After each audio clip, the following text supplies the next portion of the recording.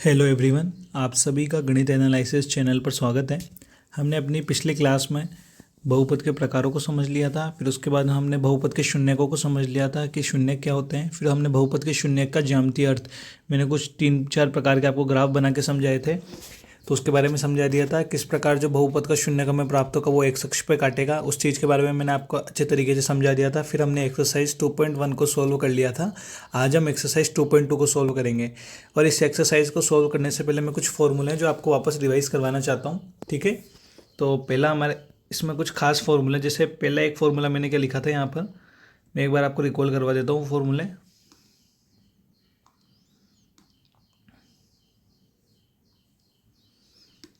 देखिए, हमारा पहला फॉर्मूला था शून्यकों का योग अल्फ़ा प्लस बीटा बराबर क्या होता है, माइनस का बी बटा ए।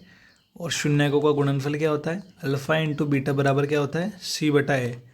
मैंने आपको बता दिया ये क्या होता है। इसको अगर हम यदि मान लीजिए गुणांक किसके गुणांक ये लिखना चाहे तो माइनस एक्स का गुणांक बटा एक्स स्क्वायर का गुणांक, और नीचे क्या होगा आपका अचर बटा एक्स स्क्वायर का गुणांक। ये दोनों फॉर्मूले आपको ढंग से याद होने चाहिए, इसी का हमें यहाँ पर यूज़ करना है, ठीक है। अब हम अपनी स्लाइड को चेंज करते हैं और देखिए, पहले उससे पहले हम एक बार क्वेश्चन समझ लेते हैं कि क्वेश्चन यहाँ पर क्या कह रहा है। क्वेश्चन ये कह रहा है कि निम्न द्विघात बहुपदों के शून्य ज्ञात कीजिए और शून्यकों तथा गुणांकों के बीच के संबंध की सत्यता की जाँच करें, है ना। देखो, अपने को यहाँ पर है ना दो काम करने हैं। एक तो बहुपद के शून्य ज्ञात करने, हमें क्या ज्ञात करने हैं, बहुपद के शून्य ज्ञात करने, वो भी हम करते हैं। और मैंने आपको कहा ही था कि जो त्रिघात बहुपद है ना वो आपके सिलेबस में नहीं है, आपके सिलेबस में द्विघात बहुपद आधारित सवाल ही है, तो हम उन्हीं को सोल्व करने की ज़्यादा कोशिश करेंगे। और शून्यक तथा गुणांकों के बीच के संबंध को समझना है और उनकी सत्यता की जाँच करनी है, क्या ये सही है क्या। तो इसने सवाल में दे ही रखा है कि ये सभी क्या है, द्विघात बहुपद है, तो ये तो हमें चेक करना है नहीं, ठीक है। अब हम अपने पहले सवाल को शुरू करते हैं। तो एक काम करते हैं, हम अपनी स्लाइड को चेंज करते हैं। देखिए, ये हमारा पहला क्वेश्चन है, एक्स स्क्वायर माइनस का 2x माइनस का 8। तो मैं एक बार इस क्वेश्चन को क्या लिख लेता हूँ, वापस से लिख लेता हूँ, ठीक है। एक्स स्क्वायर माइनस का 2x माइनस का 8। अभी एक द्विघात बहुपद है, मैंने आपको इस चीज़ को अच्छे तरीके से समझा दिया है और सवाल में भी दे रखा है कि द्विघात बहुपद है ना, ठीक है। तो अब हमें क्या करना है, सबसे पहले इसके करने पड़ेंगे हमें गुणनखंड। क्या करने होंगे, गुणनखंड। आप लोगों ने 8वीं और 9वीं क्लास में जो बीजीय व्यंजक होते हैं इनके आपने गुणनखंड करना सीखा होगा, तो ये इसके बारे में भी आप सीख चुके हैं, पर मैं इसको आपको वापस याद दिलाना चाहूँगा। देखिए, हमें इस जगह इस तरीके का जब सवाल आ जाए हमारे सामने तो हमें दो बातों पर ध्यान देना है। एक तो इधर वाली संख्या पर, ठीक है, एक तो इस वाली संख्या पर, और एक इसके गुणांक पर, ठीक है। तो यहाँ एक्स स्क्वायर का कुछ नहीं है तो एक होगा, ठीक है। तो अब आपको क्या करना है, दो ऐसी संख्याएं ढूंढनी है आपको, दो ऐसी संख्याओं के बारे में सोचना है कि जिनको गुणा करने पर तो क्या आ जाए। देखो, मैं वो दोनों संख्या लिख रहा हूँ, उन दोनों संख्या को गुणा करने पर तो क्या आ जाए आपका, माइनस का 8, ठीक है। और उन दोनों संख्याओं को आपस में घटाने पर क्या आ जाए, माइनस का 2, ठीक है। ध्यान रखना, उन दोनों संख्याओं को गुणा करने पर तो क्या आ जाए आपका, माइनस का 8, और उन दोनों संख्याओं को आपस में घटाने पर क्या आ जाए, माइनस का 2। देखो मैं क्या कर रहा हूँ, जो ये 8 है ना, एक सवाल को ज़्यादा अच्छे तरीके से समझाने की कोशिश करता हूँ मैं। जैसे 8 है तो पहले तो आपको क्या सोचना है कि इन दोनों संख्या को गुणा करने पर एक ऐसी संख्या मिल जाए, 1 और 8 को गुणा करा तो चिन्ह समेत गुणा करोगे तो माइनस का 8 आ जाए गुणा करने पर। एक तो ऐसी संख्या देखनी है अपने को, ठीक है। और इन संख्याओं को आपस में घटाने पर एक ऐसी संख्या आ जाए जिससे हमें क्या प्राप्त हो जाए, माइनस का 2।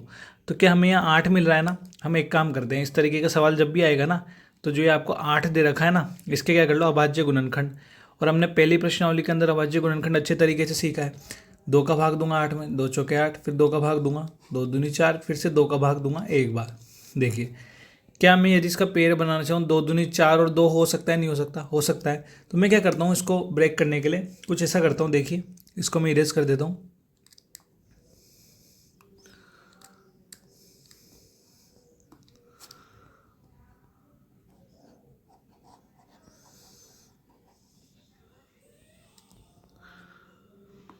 देखिए, अब हम इसको ब्रेक करने जा रहे हैं, तो कैसे ब्रेक करेंगे, इस 2x को हम ऐसी संख्याओं में तोड़ेंगे, है ना, यहाँ पर ऐसी दो संख्याओं में तोड़ेंगे जिससे उन दोनों संख्याओं को आपस में गुणा करने पर तो क्या आ जाए, माइनस का 8x स्क्वायर आ जाएगा, ठीक है। माइनस का 8x² आ जाएगा और आपस में घटाने पे क्या आ जाएगा माइनस का 2x।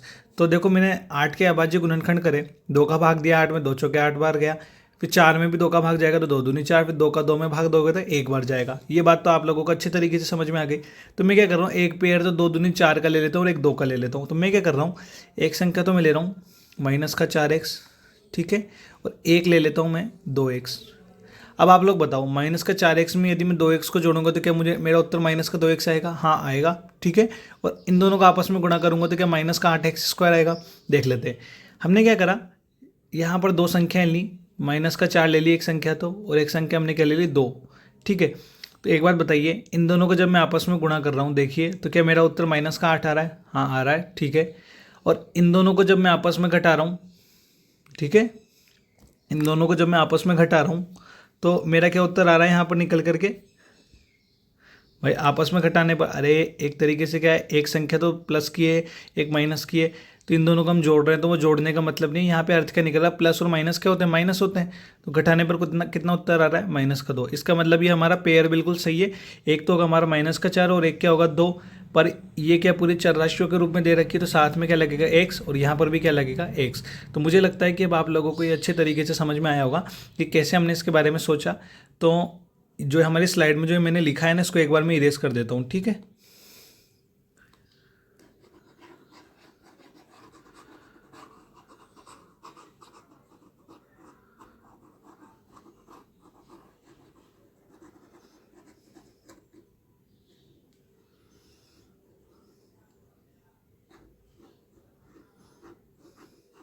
देखिए इसको मैंने ऐसे ब्रेक करा, माइनस का 4x और 2x में, वहाँ आपको ऐसे नहीं करना है, मैंने आपको समझाने के लिए लिखा है, ठीक है। देखिए क्या हो जाएगी, एक तो हो गया हमारा x², एक लिख दिया हमने माइनस का 4x और एक लिख दिया हमने प्लस का 2x, और एक क्या हो गया माइनस का 8। देखिए माइनस के 4x में प्लस का 2x जोड़ेंगे तो माइनस का 2x मिलेगा, और इन दोनों को गुणा करने पे क्या आ रहा है, माइनस का 8x² आ रहा है। तो अब हम देखते हैं जहाँ कुछ कॉमन आएगा ना उसको कॉमन लेने की कोशिश करेंगे। क्या इन दोनों में x कॉमन आ रहा है?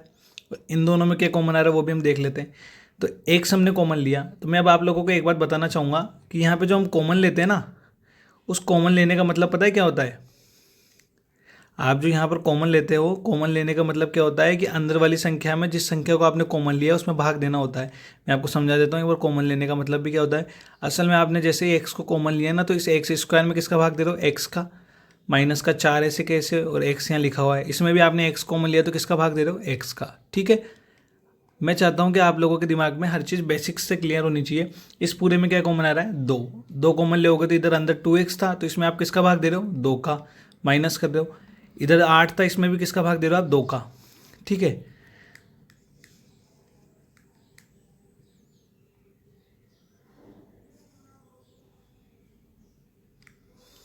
देखिए इसको मैं इरेज कर देता हूँ यहाँ से।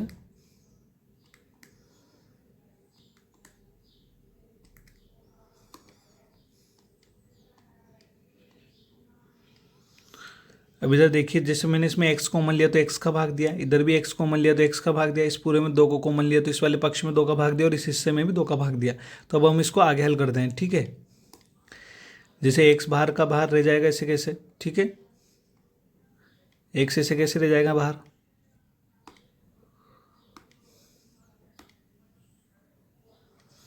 x² में x का भाग दूंगा तो क्या आएगा उत्तर? x। 4x में x का भाग दूंगा तो कितना उत्तर आएगा? x। प्लस का 2 ऐसे कैसे बाहर रह जाएगा? 2x में 2 का भाग दूंगा तो क्या उत्तर आएगा? x। और 8 में 2 का भाग दूंगा तो क्या उत्तर आएगा? माइनस का 4। देखो अक्सर क्या ध्यान रखना, जब भी आपका ये वाला ब्रैकेट है ना, x-4, तो कोशिश करना अंदर वाला भी ये बने। अगर आप ये कर रहे हो तो इसका मतलब आप सवाल सही कर रहे हो, ठीक है।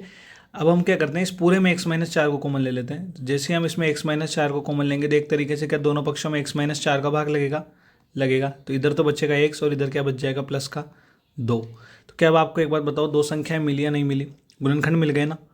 हाँ या ना? 2 गुणनखंड मिल गए। अब इन दोनों गुणनखंड को कैसे उपयोग करना है एक बार हम इसको समझ लेते हैं। देखिए मैंने यहाँ लिखा है एक लाइन खींची सीधी। देखिए 2 गुणनखंड हमें मिल गए। अब हमें क्या ज्ञात करना है? शून्य ज्ञात करना है ना। तो शून्य ज्ञात करने के लिए असल में आपको करना क्या होता है, एक बार बताओ। क्या ये जो मैंने यहाँ लिखा है ये क्या px के बराबर नहीं था क्या? अरे ये बहुपद है तो इसको मैं px के बराबर नहीं लिख सकता। तो जब भी मुझे शून्य ज्ञात करने होते तो मैं px को क्या 0 के बराबर नहीं करता हूँ क्या? करता हूँ ना। मैंने आपको ये पहले वाली क्लास में भी समझाया इस बात को।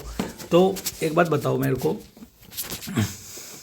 आप लोगों को एक चीज़ ध्यान है, हम यहाँ लिख देते हैं कि जो एक्स स्क्वायर माइनस का 2x है ना -8, क्या इसी को आगे हल करने पे क्या मेरे को x माइनस का 4 गुणा x प्लस का 2 मिला है क्या? हाँ मिला है। तो एक बात बताओ, जब आपका px का मतलब ये हो रहा था एक्स स्क्वायर माइनस का 2x माइनस का 8 और इसी को हल करने पे हमें x माइनस 4 x प्लस 2 मिला है, तो क्या मैं इस px की जगह पर x माइनस का 4 x प्लस का 2 काम में ले सकता हूँ? हाँ ले सकता हूँ, है ना। तो ठीक है, तो x माइनस का 4 ब्रैकेट x प्लस का 2 और बराबर में क्या हो जाएगा? 0। और मैंने आप लोगों को बताया था कि 0 गुणा 0 नहीं होता है, तो इसमें आप क्या करोगे, पहले तो एक संख्या को 0 के बराबर कर दो, तो x माइनस 4 को एक बार 0 के बराबर कर दो, और दूसरी बार क्या करो, x प्लस 2 को किसके बराबर कर दो? 0 के बराबर कर दो। तो इधर x का मान क्या आ जाएगा? माइनस का 2, ठीक है, पक्षांतर करने पर इधर x का मान क्या आ जाएगा? 4। तो एक बात बताइए, आपको क्या 2 शून्य मिल गए क्या? हाँ मिल गए, ठीक है। तो अब हम आगे चलते हैं। अब हमें शून्य तो मिल चुके हैं, आधा सवाल हमारा यहीं पर सॉल्व हो चुका है, बट अब हमें इस किस बात पर ध्यान देना है कि शून्यकों के गुणांक एवं संबंधों के बीच जांच करनी है हमें, ठीक है। तो अब हम अपनी स्लाइड को चेंज करते हैं, नेक्स्ट स्लाइड पर चलते हैं। देखिए हमें 2 शून्य कौन कौन से मिले बताओ? ये तो हमें सवाल को हल करने पर मिला ना, 2 शून्य।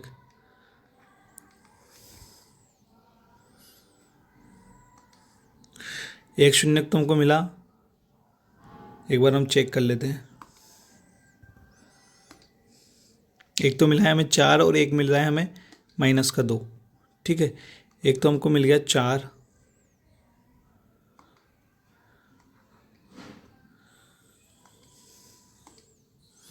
एक तो हमें मिल गया 4 और एक हमें क्या मिल गया? माइनस का 2।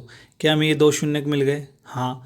अब आगे हमें क्या करना है, हम जानते हैं हमें पी एक्स बराबर क्या दिया था सवाल में, एक बार उसको हम वापस से लिख लेते हैं। हमें पी एक्स बराबर दिया था एक्स स्क्वायर माइनस का 2x माइनस का 8, क्या यही दिया था? क्या हमें दिया था। और आप क्या एक मानक समीकरण जानते हो, क्या होती है हमारी मानक समीकरण? मानक रूप क्या होता है द्विघात समीकरण का, कि पी एक्स बराबर, इन चीज़ों को आपको वहाँ लिखना है तभी जाके आपका सवाल पूरा सोल्व माना जाएगा, ए एक्स स्क्वायर प्लस का बी एक्स प्लस का सी।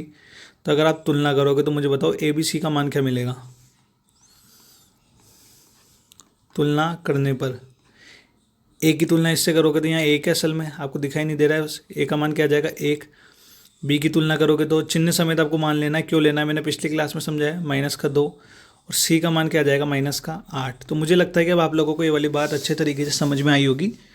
अब देखिए आप, जब हमें ए बी सी का मान मिल गया तो अब हम क्या जानते हैं, हम 2-3 तरह की बातें जानते हैं।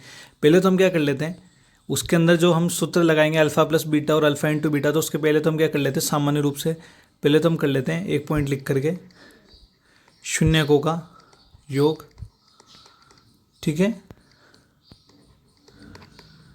डायरेक्टली कर लेते हैं पहले तो हम, है ना। तो शून्यकों का योग कितना आ रहा है, अगर एक शून्य का हमारा 4 है और एक -2, इन दोनों का अगर मैं योग करता हूँ, 4 प्लस ब्रैकेट में लगा के माइनस का 2, तो इसको हल करने पे कितना मिलेगा? 4 में से 2 ही कटेगा असल में, और इसको हल करने में हमें क्या उत्तर मिलेगा? 2, ठीक है। और शून्यकों का गुणनफल, अब हमें इस चीज़ को चेक करना है उस सूत्र की सहायता से जो मैंने इस क्लास को स्टार्ट होने के टाइम बताया था ना आपको, अल्फ़ा प्लस बीटा और अल्फ़ा इंटू बीटा वाला सूत्र, उस सूत्र को उपयोग करके बताना है क्या हमें यही बात मिल रही है किस सवाल में, ठीक है।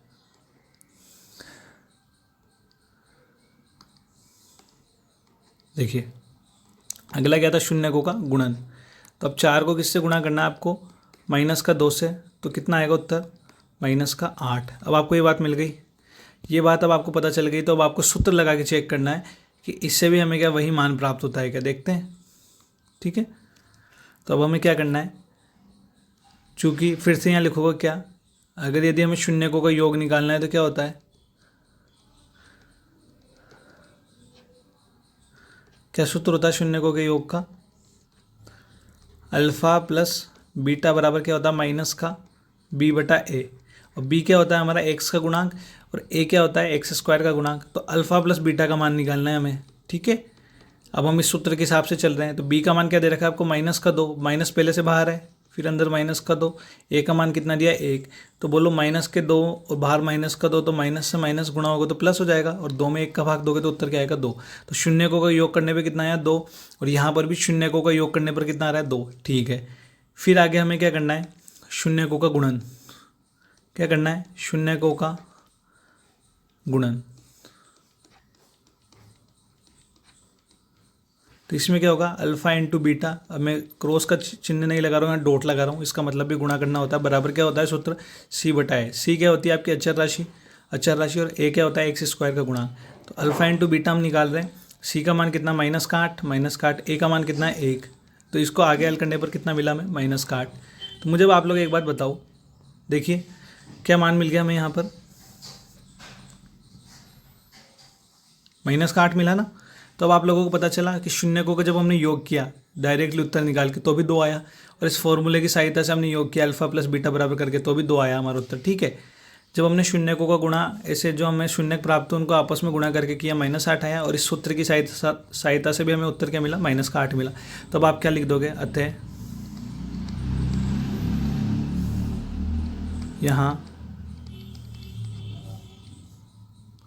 यहाँ द्विघात बहुपद के, तो यहाँ द्विघात बहुपद के गुणांकों एवं शून्यकों के मध्य संबंध सत्य है। ये बात आपको वहाँ लिखनी है एग्जाम में भी, और इससे रिलेटेड सवाल जरूर आता है। ठीक है, आपकी बुक में इंपॉर्टेंट सवाल यही है। तो इस तरीके से हमारा एक्सरसाइज 2.2 का पहले क्वेश्चन का पहला पार्ट सॉल्व होता है, पहला क्वेश्चन सॉल्व होता है। अब हम चलते हैं अपने दूसरे क्वेश्चन पर। ठीक है।